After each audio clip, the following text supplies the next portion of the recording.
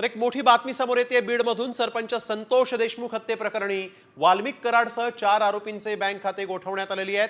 आरोपीच्या ठशाचं निशाण जुळल्याची माहिती समोर आली। 150 अधिकारी आणि कर्मचाऱ्यांकडून या प्रकरणाचा तपास सुरू आहे। फरार आरोपींसाठी सीआयडीचे 9 पथकांकडून तपास सुरू झालेला आहे। वाल्मिक कराडसह 4 आरोपींची बँक खाती जी आहेत ती गोठवण्यात आलेली आहेत। आरोपींच्या ठशाचे निशाण जुळल्याची माहिती आहे, त्यामुळे वाल्मिक कराडला अटक कधी होणार हा प्रश्न उपस्थित झाला आहे।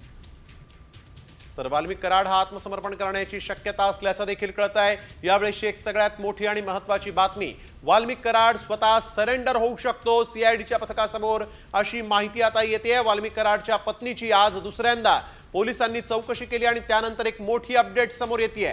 वाल्मिक कराड हा आता सरेंडर करू शकतो। सरपंच संतोष देशमुख हत्ये प्रकरणी मोठी अपडेट, वाल्मिक कराडसह 4 आरोपींचे बँक खाते गोठवण्यात आलेले आहेत। त्यामुळे आता वाल्मिक कराड हा आत्मसमर्पण करण्याची शक्यता असल्याची माहिती समोर आलेली आहे। वाल्मिक कराडसह 4 आरोपींचे बँक खाते गोठवण्यात आलेले आहेत। सीआयडीने आता वाल्मिक कराड भोवतीचा फास आवळल्याचं दिसतंय, त्यामुळे वाल्मिक कराड आत्मसमर्पण करण्याची शक्यता आहे। सीआयडीच्या या पथकासमोर वाल्मिक कराड आत्मसमर्पण करू शकतो असं सध्या तरी कळतंय। सूत्रांनी तशी माहिती दिलेली आहे। विनोद जिरे आमचे प्रतिनिधी आपल्या सोबत यावेळेस फोन लाईन वरून जोडले गेले आहेत। विनोद, या सगळ्या प्रकरणामध्ये ज्या वाल्मिक कराडवर आरोप झाले होते तो आत्मसमर्पण करणार असल्याचं कळतंय, काय अधिक सांगाल?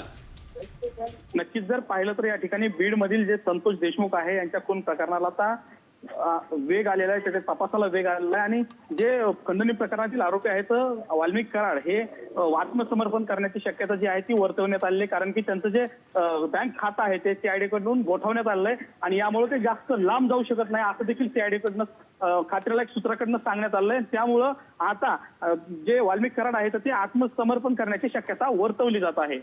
बिलकुल विनोद, वाल्मिक कराडनं जर कधी सरेंडर केलं तर मात्र या प्रकरणाचा खुलासा किंवा या प्रकरणामध्ये एक मोठं यश असेल सीआयडीच्या पथकाचं।